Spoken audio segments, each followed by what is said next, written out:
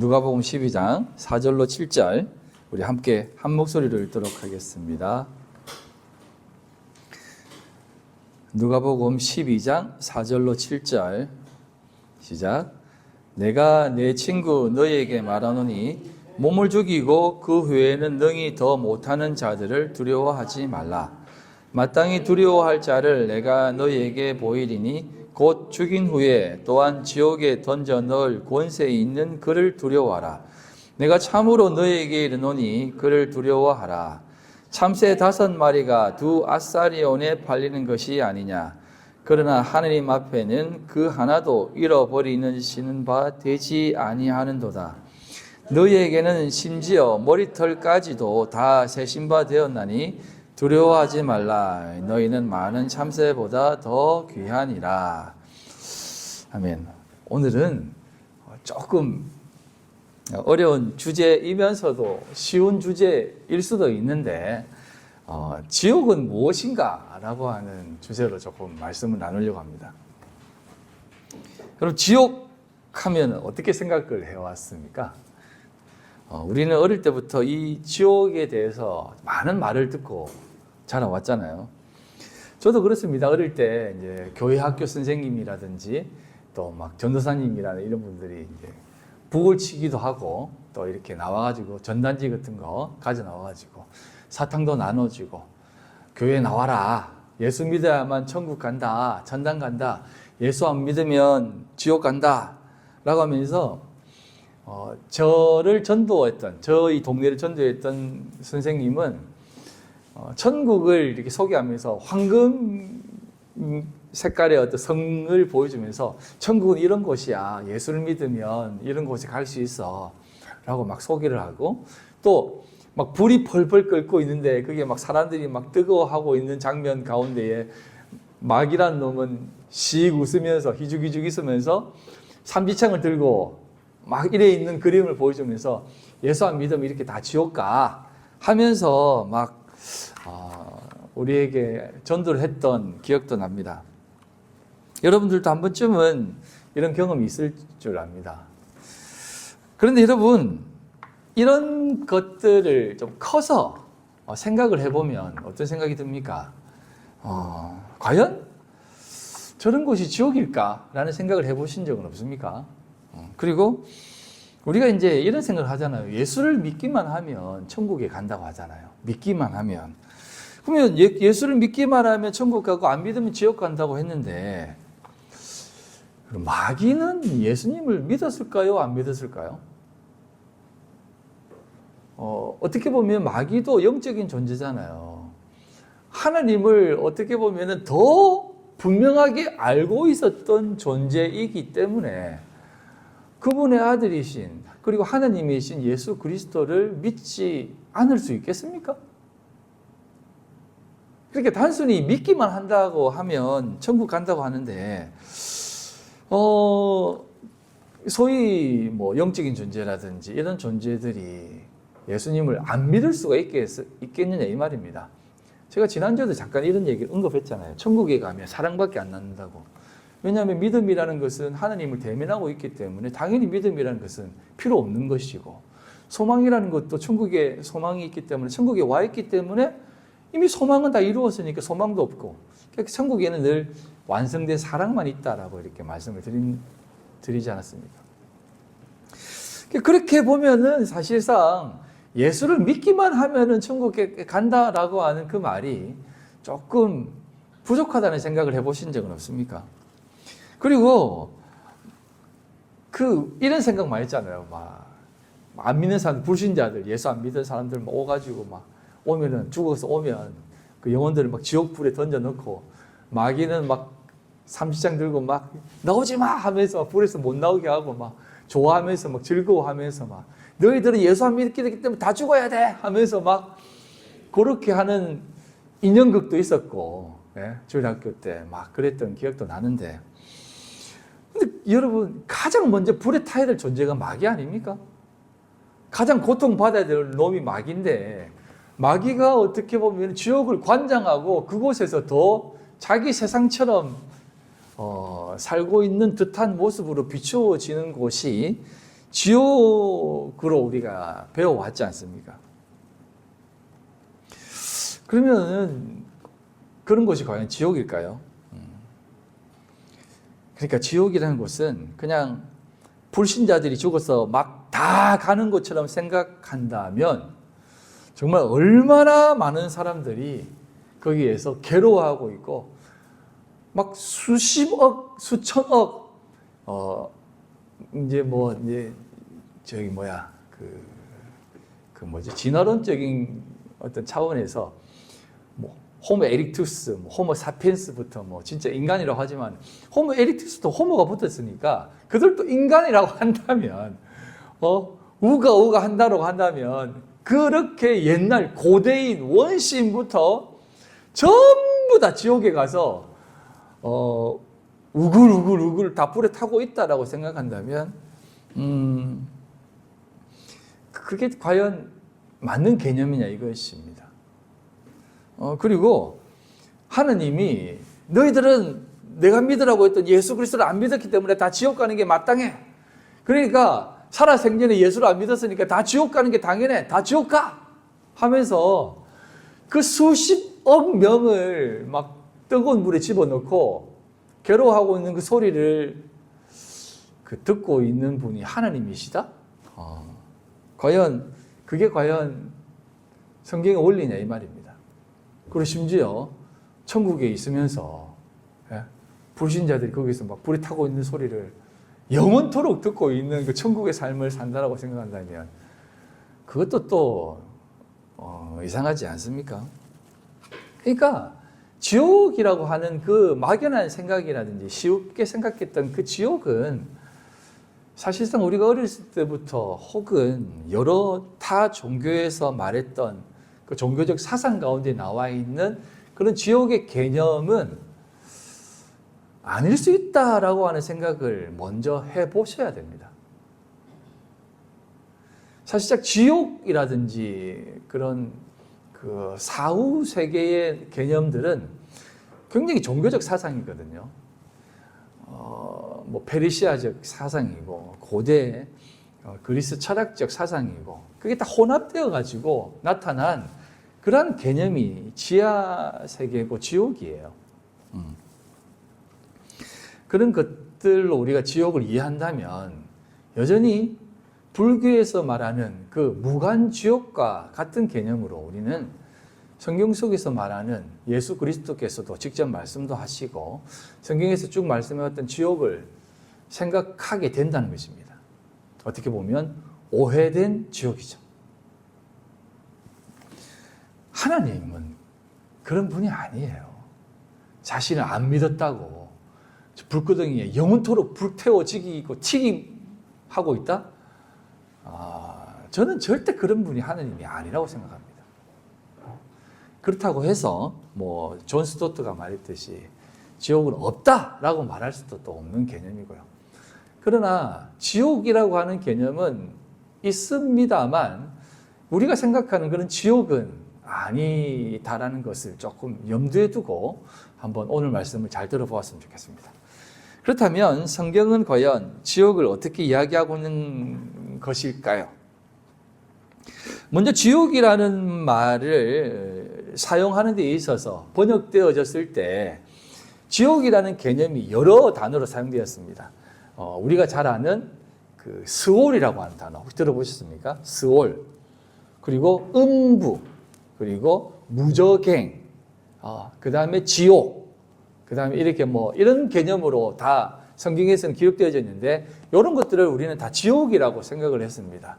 그래서 스올도 지옥이고 음부도 지옥이고 무저갱도 지옥이고 이런 개념으로 생각을 했어요. 그런데 이 지옥이라고 하는 단어, 이 뒤에서 설명을 잠시 드리겠지만 예수님께서 언급하신 지옥이라고 하는 이 게헨나라고 하는 이 단어는 사실 구약에는 등장하지 않습니다. 제가 천국도 구약에는 등장하지 않는다고 말했죠. 그래서 구약에는 지옥이라는 단어는 없습니다. 구약에는 지옥이라는 단어를 게헨나 혹 지옥이라고 나오지 않고 스올이라고 하는 단어를 썼어요. 스올. 이 스올은 이제 히브리어로 이렇게 씁니다.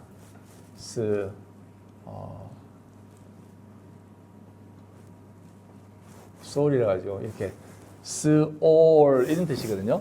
네, 소울인데 이게 이제 어떤 뜻이냐면 단어적인 뜻은 죽은 자의 세계 혹은 무덤 혹은 구덩이 지하의 은신처라는 뜻입니다. 그래서 이 스올이라고 하는 것은 지옥이라고 이렇게 우리가 이해되어져 왔는데 그 단어적인 의미는 죽은 자들의 세계란 뜻이에요.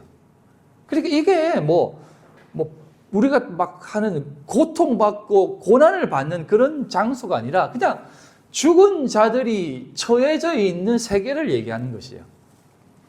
이 단어가 가장 먼저 나오는 곳이 바로 창세기인데요. 창세기 37장 34절로 35절에 이렇게 얘기합니다. 자기 옷을 찢고 굵은 배로 허리를 묶고 오래도록 그의 아들을 위하여 애통하니 그의 모든 자녀가 위로하되 그가 그 위로를 받지 아니하며 이르되 내가 슬퍼하며 수올로 내려가 아들에게로 가리라 하고 그의 아버지가 그를 위하여 울었더라.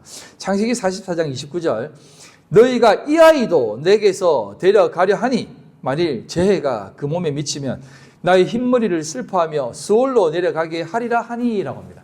이게 다 야곱과 관련된 내용이거든요. 야곱이 이제 12아들 중에 잠깐 배경을 설명하면 가장 사랑했던 아들이 요셉과 베냐민입니다. 이 요셉과 베냐민은 야곱이 가장 사랑했던 라헬이 낳은 아들입니다. 아무튼 그래서 조금 편애를 했습니다. 특히 요셉을 많이 편애를 했는데 편애를 하다 보니까 형들이 질투를 했습니다. 아니 저놈은 이렇게 아버지의 사랑을 독차지해 하면서 조금 불만을 가졌었는데 하나의 어떤 그 폭발하는 사건을 야곱이 이렇게 제공합니다. 그 당시 진짜 아무나 입을 수 없었던 채색옷을 요셉에게 선물을 합니다. 야곱이. 그 당시는 채색옷이라고 하면은 굉장히 값비싼 옷이었거든요. 염색 기술도 없었기 때문에 이거 채색을 하려면 그 실 자체에 물을 들이는 선으로 이렇게 해야 되기 때문에 아무튼 굉장히 비싼 옷입니다. 물론 이 채색옷은 나중에 제사장의 그 에봇과 이렇게 동일한 개념으로 연결되기 때문에 그것은 다음에 한번 설명을 드리고요. 채색옷을 입힙니다. 야곱이. 그러니까 형들이 더 질투합니다. 저놈 새끼 죽여버려야 되겠다. 그렇게 마음을 먹고 그 아버지의 심부름을 가지고 받고 형들에게 도시락을 배달합니다. 그런데 형들이 딱 보고 광야죠. 아무도 없죠. 보는 사람도 없죠. 저 요셉 골탕 좀 먹이자 이렇게 했습니다. 근데 골탕을 먹이다 보니까 점점 강도가 심해지는 것이에요. 아예 죽여버리자. 저놈 있어봐야 우리에게 피곤해 하면서 죽이려고 구덩이에 집어넣어버립니다. 근데 그때 이제 유다가 기지를 발휘하죠. 굳이 죽일 필요가 뭐 있느냐. 팔아버리자. 그래서 애굽으로 팔아버립니다. 그런데 형들이 애굽으로 팔아버리고는 어떻게 하냐면 야곱의 채색옷에 동물의 피를 묻히고 아버지께 갖다 줍니다. 요셉은 보지 못했고 이 피 묻은 옷만 발견했습니다. 아버지, 이 옷이 누구 옷인 줄 압니까? 라고 형들은 태연하게 아버지에게 거짓말합니다. 그 옷을 부여잡고 야곱은 펑펑 웁니다. 그러면서 이렇게 얘기하는 거예요. 내 아들 요셉이 죽었구나. 악한 짐승에게 다 뜯겨 죽었구나. 나도 요셉 따라 소울에 갈란다. 내 아들이 있는 그 소울로 갈란다 라고 합니다. 그러니까 이 소울이라는 것은 지옥의 개념이라기보다는 죽은 자들이 가는 어떤 저승세계적인 개념으로 얘기하는 거예요. 그러니까 막 지옥에 떨어졌다는 게 아니라 그냥 지옥세계라는 겁니다. 지옥세계. 죽은 자들이 사는 그냥 세상이라는 거죠. 그리고 이제 44절에 나와 있는 말씀도 마찬가지예요. 40절이죠. 44절에. 예, 44절에 나와 있는 말씀도 마찬가지입니다. 그렇게 요셉을 잃었다고 생각했는데 이제 형들이 또 베냐민까지 이제 그 어떤 볼모로 이렇게 데려간다고 하니까 야, 요셉도 죽어가지고 내가 이렇게 해놓는데 너 막내 베냐민까지 데려가서 잘못되면 어떻게 할래? 만약에 베냐민까지 잘못되면 진짜 나도 죽어버릴 거야. 나도 아들 따라 그냥 수월에 내려갈 거야. 이렇게 얘기합니다. 보십시오. 하나님을 믿고 하나님의 사람인 그 사람들이 소홀로 내려간다라고 하는 것은 단순히 지옥의 개념이 아니다 이 말이에요. 소홀이라는 개념은. 자, 그리고 이 시올이라는 개념이 또 어디에 등장하냐면 민수기 16장 32절로 33절입니다. 여기 보면 이런 내용이 나와 있습니다. 땅이 그 입을 열어 그들과 그들의 집과 고라에게 속한 모든 사람과 그의 재물을 삼킴에 그들과 그의 모든 재산이 산채로 수월에 빠지며 땅이 그 위에 덮이니 그들이 회중 가운데서 망하니라 라고 합니다. 그러니까 수월은 또 이런 개념이에요. 큰 구덩이라는 겁니다. 고로와 다단과 아비람이 모세와 아론의 건의에 도전을 합니다.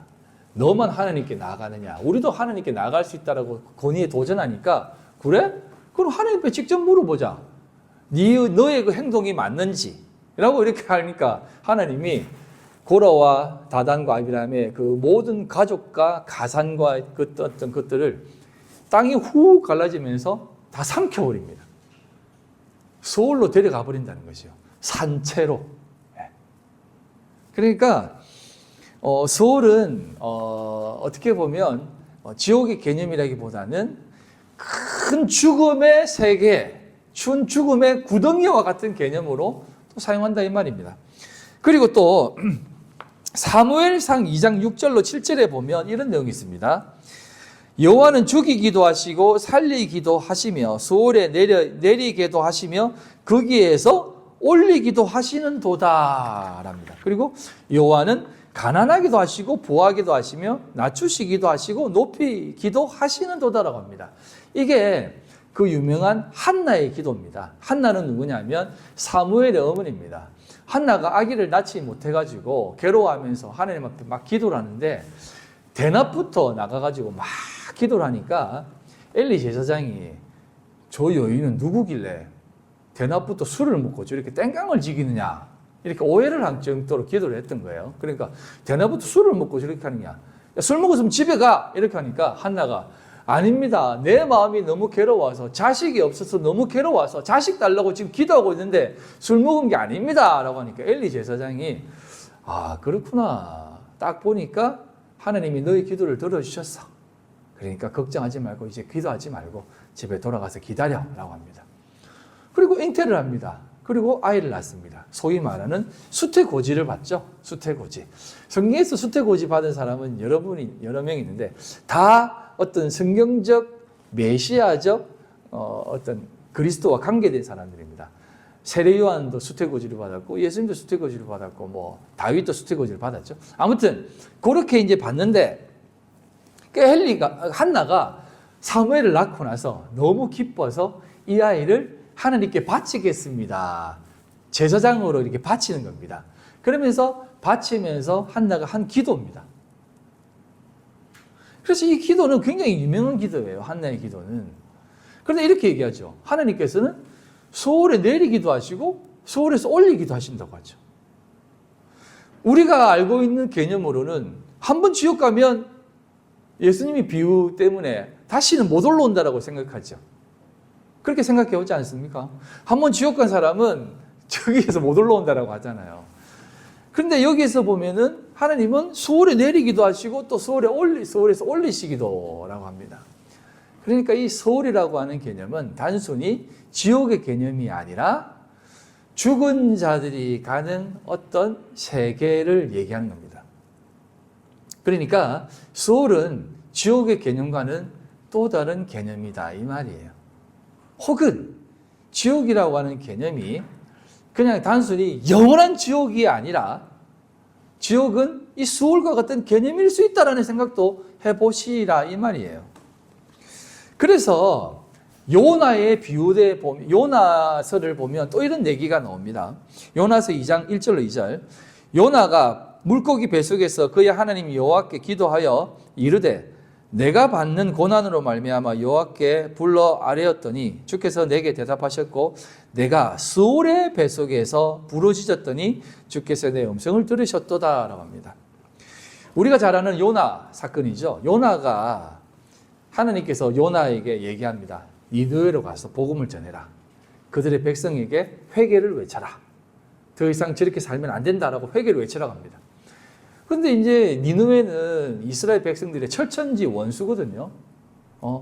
자신들을 강압적으로 지배했고 어린아이까지 다 죽여버린 그러한 아주 나쁜 나라의 수도입니다. 아시리아의 수도였죠. 그런데 하나님께서 요나에게 그 아시리아의 수도인 니느웨에 가가지고 복음을 전하고 회개를 하게 해라. 내가 그들을 구원해 줘야 되겠다라고 하니까 요나가 싫어요 이러는 게 아닙니다. 아니 진짜 싫은 거죠.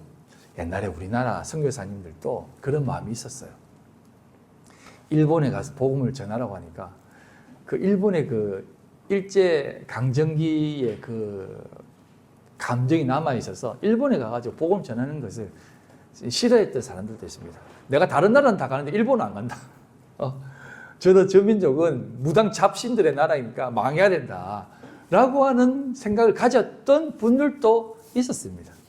그리고 뭐 이제 그런데 가셨던 분은 다들 그렇게 얘기하죠. 그런 생각이 있었는데 하나님이 쳐셔가지고 요나의 마음으로 그쪽에 왔다 이렇게 얘기하는 분들도 또 많이 있었고요. 같은 마음이에요. 철천지 원수 같은 사람이 있습니다. 그 사람에게 복음을 전하러 간다면 전하고 싶습니까? 사실 솔직히 예? 지난 시간에 말씀했던 그 밀양의 영화보다 더 괴로울 수도 있지 않겠습니까? 자기 아버지를 죽인 저 일제 앞잡이들에게 복음을 전하라?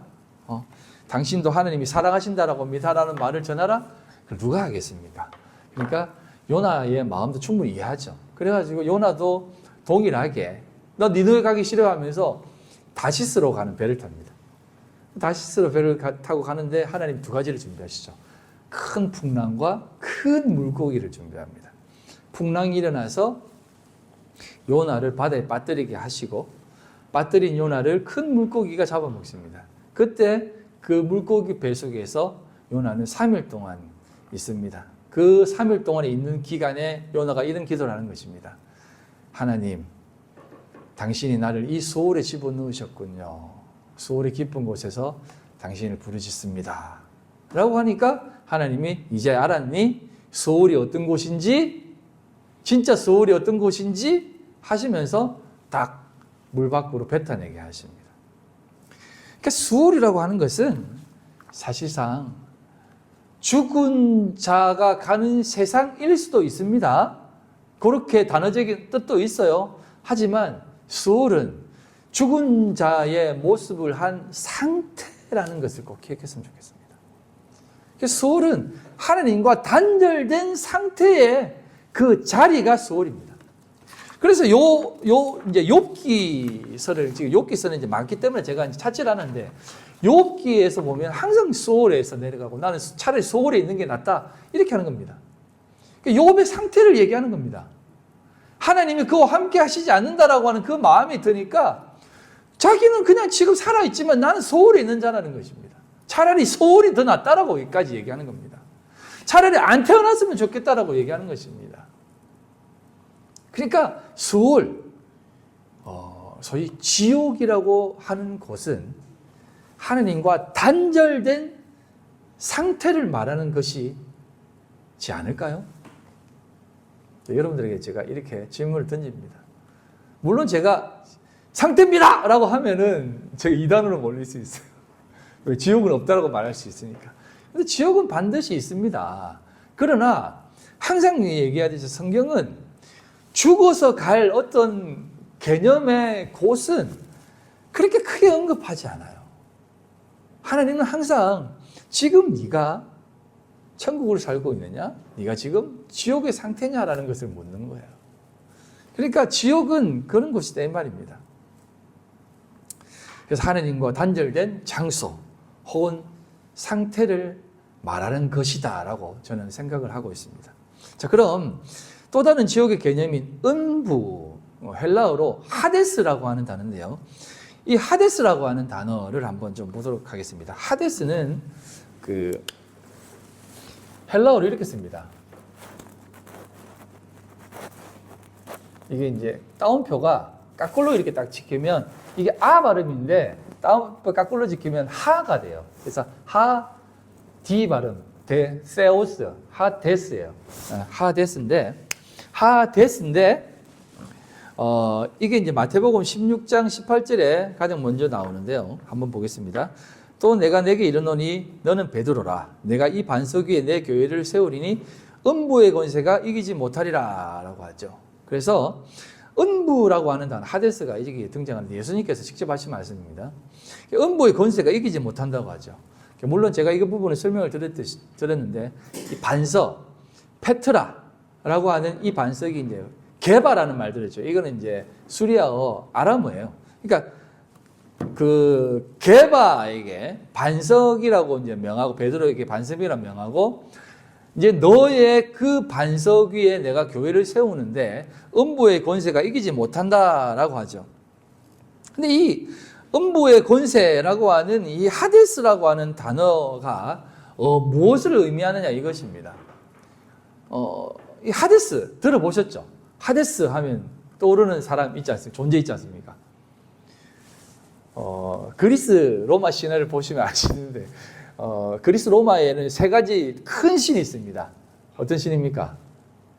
제우스, 그 다음에 하데스, 그 다음에 어떤 신이 있습니까? 예. 그 바다를 관장하는 포세이돈이 있습니다. 그래서 제우스는 이제 하늘을 관장하고 하데스는 땅, 지하 세계를 관장하고 그 다음에 포세이돈은 바다 세계를 관장하게 합니다. 근데 이제 하데스가 제우스의 형이거든요. 그러니까 이게 그 예수님 당시 시대에 있는 그 헬라 사람은 특히 하데스 하면 그냥 헷갈렸대요. 역사적으로. 헷갈렸답니다.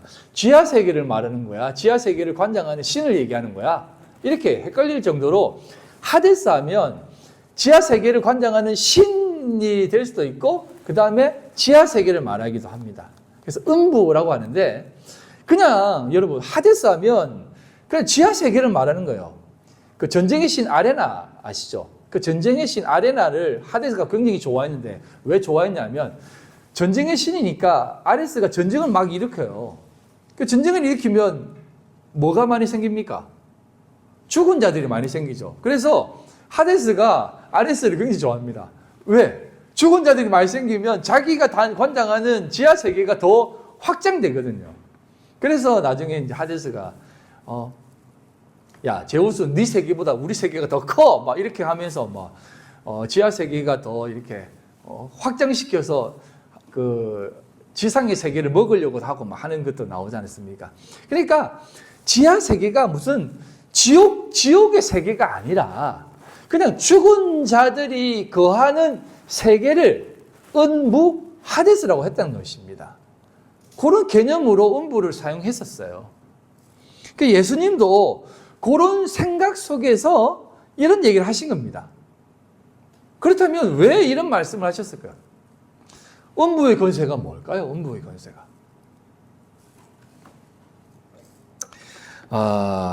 음부의 권세. 예.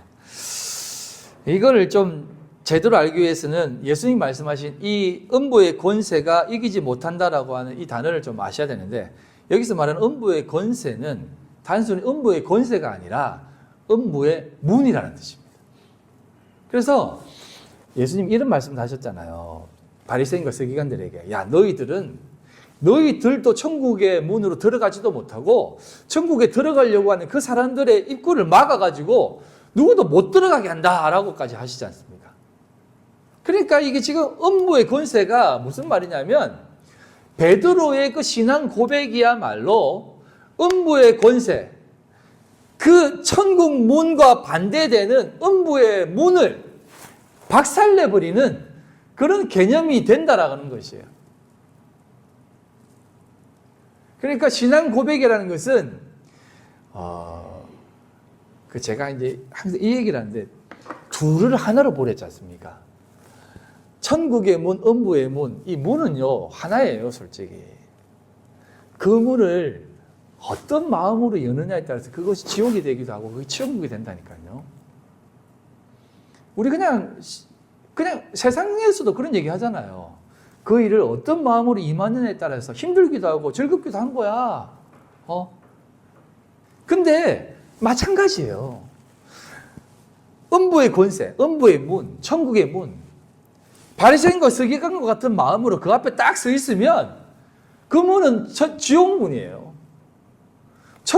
그게 못 들어가긴요. 다 제사하러 들어갔다니까요. 바리새인과 서기관들이 있는 곳으로 제사하러 들어갔다니까요. 근데 그게 지옥문이라는 거죠. 지옥이라는 거죠. 천국이 아니라는 거죠. 그렇게 들어가는 사람들을 향해서. 그런데 그 베드로가 고백했던 주는 그리스도시요 하나님의 아들이십니다라고 했던 그 고백이야말로 그 고백으로 어디를 들어간다면 그것은 천국 문이야라고 얘기하는 것입니다.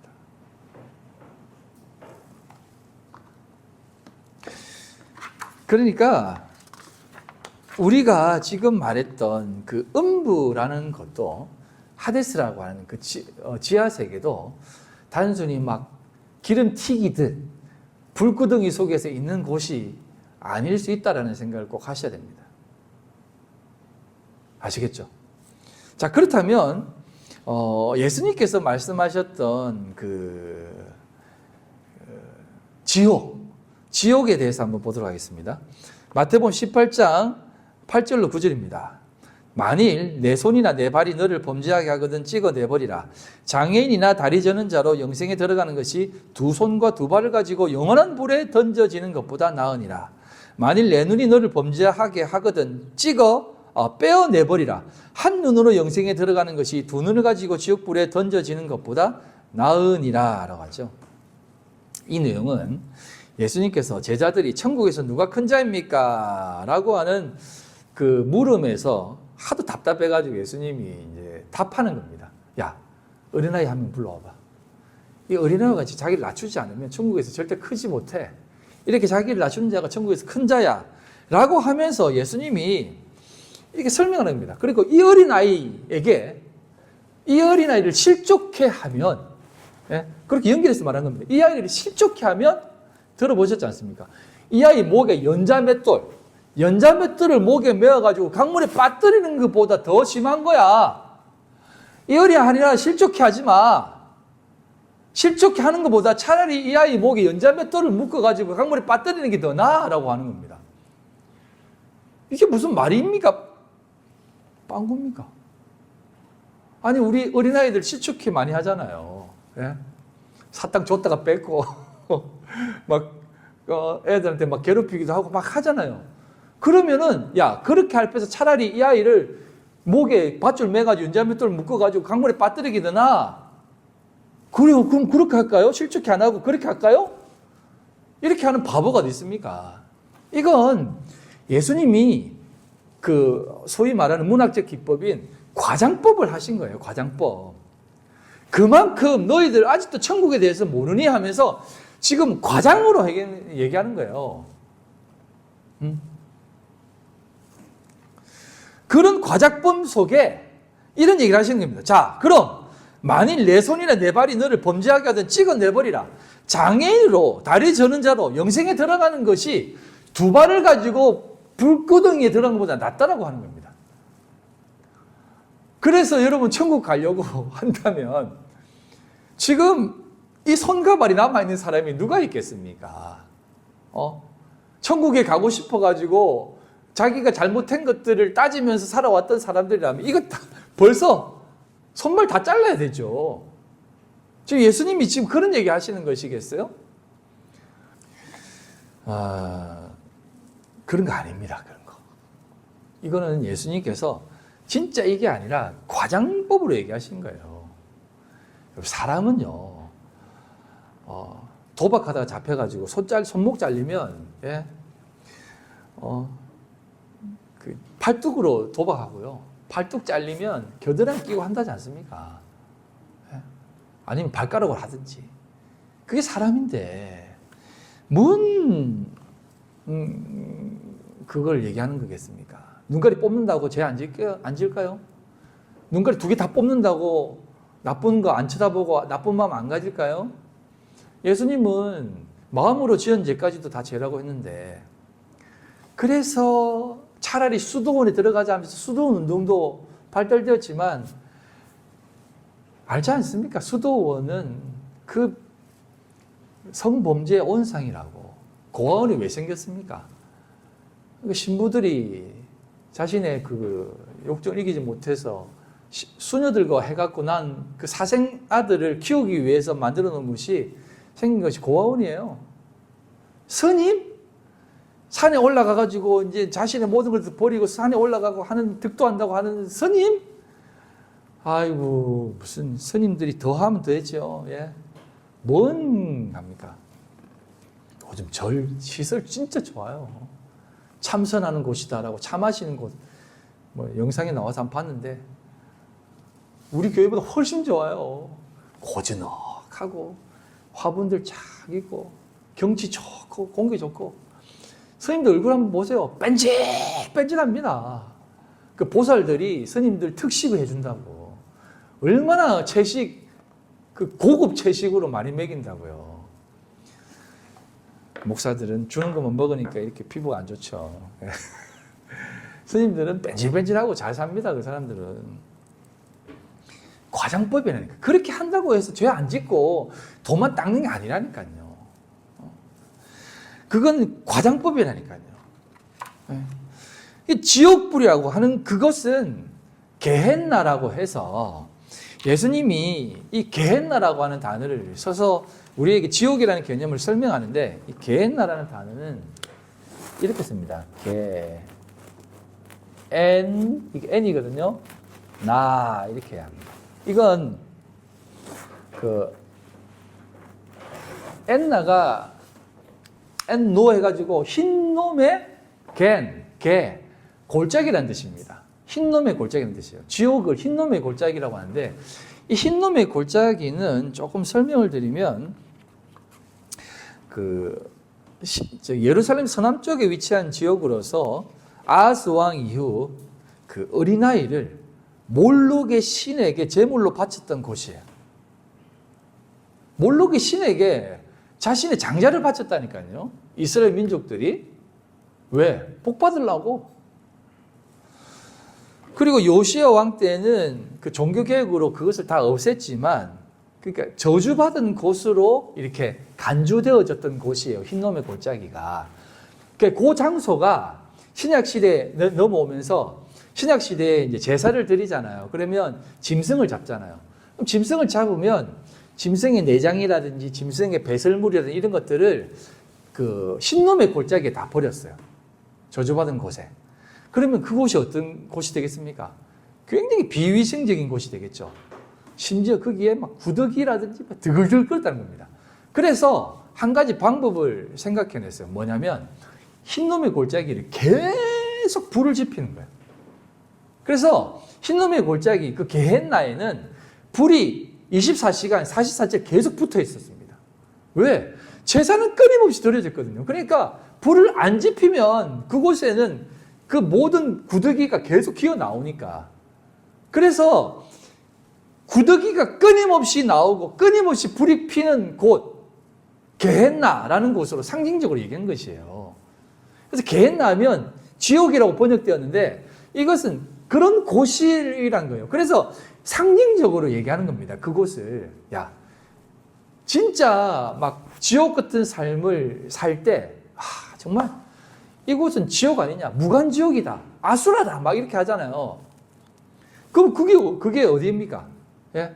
그게 바로 저기 게헨나. 이게 진짜 게헨나 같은 곳이야. 불이 꺼지지 않는 곳이야. 라고 하면서 게헨나 같은 곳이야. 라고 얘기했다니까요. 그걸 예수님이 지옥이라고 얘기하면서 게헨나를 들었으면서 영원히 불 꺼지지 않는 곳에서 차라리 그게 사는 게 낫다는 것입니다. 바깥 어두운 곳, 그것이 바로 게헨나, 지옥을 상징하는 것이에요. 그래서 마태복음 25장 41절에 이렇게 얘기합니다. 또 왼편에 있는 자들에게 이르되 저주를 받은 자들아 나를 떠나 마귀와 그 사자들을 위하여 예비된 영원한 불에 들어가라 라고 하죠. 왼편에 있는 자들, 그러니까 우편에 있는 자가 아니라 바른 쪽에 있는 것이 아니라 왼쪽에 있는 자들, 저주받은 자들, 소위 말하는 하나님과 단절된 그런 자들, 나를 떠나 이렇게 얘기합니다. 예수님께서 나를 떠나 마귀와 그 사자들을 위하여 예비된 영원한 불에 들어가라는 거죠. 자, 그러면 이 영원한 불을 예수님이 잠깐 비추어서 말씀하셨는데 이 영원한 불은 왜 만들었다고요? 이건 성경에 자주 등장합니다. 마귀와 그 사자들, 앙겔로스 해가지고 마귀를 추종하는 그 졸개들, 악한 영들을 얘기하는 거거든요. 그런 것들을 위해 예비된 영원한 불이라고 얘기해요. 그럼 우리가 소위 생각하는 그 영원한 불은 원래는 누구를 위해 예배된 곳이라고요? 마귀와 그 사자들을 위해 예배된 곳이다 이 말이에요. 근데 지금 너희들 왼편에 있는 너희들, 진리를 알지 못하고 하나님의 뜻을 알지 못하는 너희들은 바로 그 마귀들을 위해 예비된 영원한 그 불타는 그곳에 너희들도 갈 거야 라고 얘기하는 겁니다.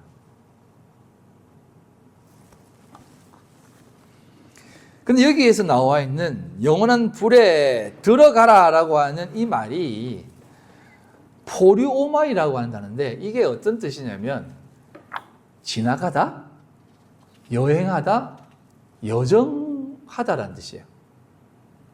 그러니까 예수님께서 지금 말씀하시는 너희 영원한 불에 들어가 라고 하는 것은 그 들어가서 영원히 살아. 영원히 꺼지지 않는 불에 들어가가지고 지옥에 갈 거야. 가서 영원히 있을 거라고 하는 개념이 아니라 너희들 그렇게 사는 것이 지옥을 맛보는 거야 라고 얘기하는 것입니다. 지옥을 여행하는 그 지옥을 걷는 거야 라고 하는 거예요. 그래서 예수님이 얘기하는 겁니다. 왼편에 있는 너희들, 진리 알지 못한 너희들, 그 지옥불을 가서 살래? 돌아옴에 전제되어져 있는 지적이죠. 마태복음 5장 21절로 22절에 이런 말씀이 있습니다. 요거는 누구도 빗나갈 수 없는, 벗어날 수 없는 말씀입니다. 옛사람에게 말한 바 살인하지 말라, 누구든지 살인을 하면 심판을 받게 되리라 하였다는 것을 너희가 들었으나 나는 예수님께서 너희에게 이르노니 형제에게 노하는 자마다 심판을 받게 되고 살인의 심판을 노하기만 하면 받게 된다는 거죠. 형제에 대하여 이게 라가가 멍청이라는 뜻입니다. 이 멍청한 놈아라고 하는 자는 공회에 잡혀가게 되고 미련한 놈, 이렇게 이제 이 빠가야로라는 뜻이에요. 이 바보야라고 하는 자는 지옥불에 들어가게 된다는 거예요. 저 여러분들에게 묻고 싶습니다. 형제들끼리 싸울 때 이 바보야 안 해본 사람 있습니까? 근데 우리 형제들끼리 싸우면서 죽이면 이렇게 얘기도 하고 형님 뭐 잘하겠니 바보 같은 형님 하면서 욕도 하고 막 그러잖아요. 그런데 예수님께서는 뭐라 하냐면 내가 지금 말하는데 살인하면 심판을 받는다는데 아니야. 형에게 이렇게 말하는 것 자체가 지옥불에 간다라고 얘기해요. 그게 무슨 말일까요? 누구가 이 지옥 형벌을 피할 수 있겠습니까? 안 그래요? 이 세상 모든 사람이 지옥 가지요. 이게 만약에 진짜 말 그대로 적용이 된다면, 말씀 그대로 적용이 된다면 누가 이 말씀에 벗어날 수 있겠습니까? 그러니까 제가 여러분들에게 말씀드리고 싶은 게 이것입니다. 지옥이라고 하는 것, 음부, 수월, 게헨나, 무적행 이런 것은 하물며 너희일까 보냐라고 하는 그 말씀으로 인해 사실은 다 상쇄된다는 것을 꼭 기억했으면 좋겠습니다. 자, 그렇다고 지옥이 없다라고 말씀하는 거 아닙니다. 지옥은 있을 거예요. 누구도 안 가봤기 때문에 확인을 못하기 때문에 제가 말씀드리지 못하지만 지옥 갔다 왔던 사람 어디 구덩이를 팠는데 지옥의 소리가 들렸다. 그 순 거짓말이에요. 그거는 100% 거짓말이고 지옥 갔다 온 사람들은 그 지옥을 사는 사람이에요. 희한해요. 지옥을 사는 사람, 이 세상 지옥같이 사는 사람은 꼭 지옥이 보여요. 네. 근데 하나님과 동행하는 사람, 진짜 하나님의 삶을 사는 사람들은 늘 천국이 자기의 삶에 넘쳐난대요. 지옥은요, 사실은 그냥 그 사람이 지옥인 거예요. 그러니까 지옥만 보이는 거죠. 사람은 보고자 하는 것만 보인다고 하지 않습니까? 그러니까 천국도 그렇고 지옥도 그렇고 제가 여러분들에게 말씀드리고 싶은 것은 소위 지옥 간다라고 하는 개념은 지옥의 개념이 우리 속에서 늘 나타나는 것이다 이 말이에요. 그래서 야곱도 그렇고 참된 성도들이 하나님의 말씀에서 벗어나고 살게 된다면 그게 곧 지옥이라는 것이죠. 그래서 성경은 지옥은 천국과 마찬가지로 장소적인 개념으로 말씀하지 않고 하느님과 단절된 그 상태의 모습을 지옥 간 상태라고 얘기하는 것입니다. 죽은 자의 상태라고 얘기하는 겁니다. 그래서 지옥을요, 이제 한자로 쓰면 이렇게 씁니다.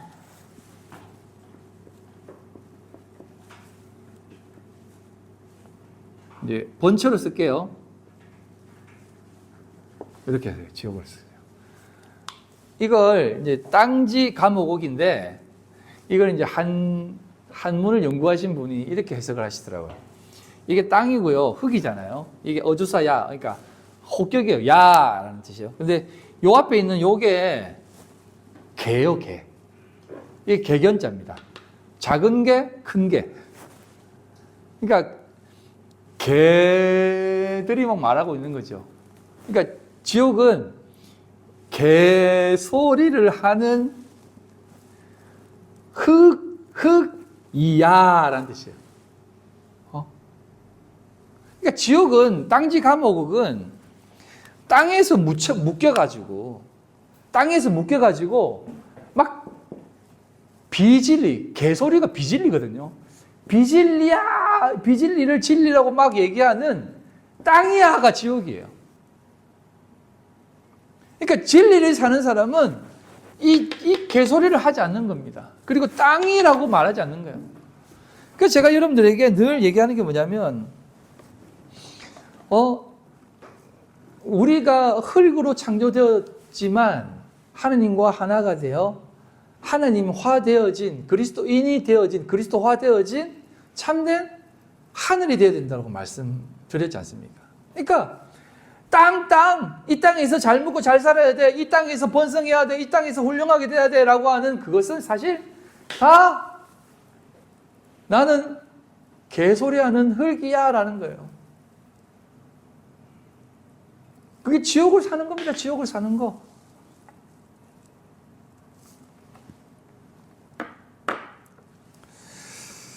그래서 성경은 지옥을 죽어서 가는 어떤 장소적 개념으로 말하지 않고 이 땅에 매여 살아간다라고 하는, 땅지 감옥, 이 땅에 매여서 살아가는 곳을 얘기하는 것입니다. 것을 얘기하는 것이고, 그러니까 광야를 살아가는 거죠.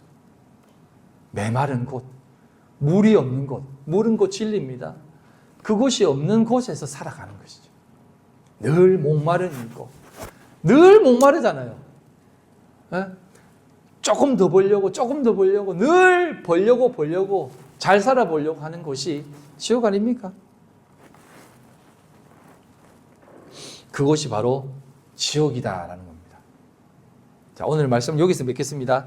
다음 시간에는 이 지옥의 개념을 다시 한번 성경신학적 개념에서 조금 제가 풀어보도록 하겠습니다. 그래서 다시 한번 지옥에 대한 개념을 좀 더 확인하고, 오늘은 제가 여러분들에게 먼저 선지식을 던지는 겁니다. 지옥은 우리가 죽으면은 불신자들이 가는 막 무간지옥의 개념이 아니다라는 것을 말씀드리고 싶습니다. 물론 죽어서 가는 어떤 곳이 있을 거예요. 불신자들이 가는 어떤 하나님이 준비한 곳이 있을 겁니다. 하지만 그것이 소위 말하는 종교적 사상에서 나오는 무간지옥 같은 곳이 아니다라는 것을 꼭 아셨으면 좋겠습니다. 기도하겠습니다. 하나님 아버지 감사합니다. 오늘도 주님 앞에 믿음으로 나와 하나님의 자녀로 주님께서 붙드시는, 또 이끄시는 하나님의 자녀로 살게 해주시면 너무나 감사를 드립니다.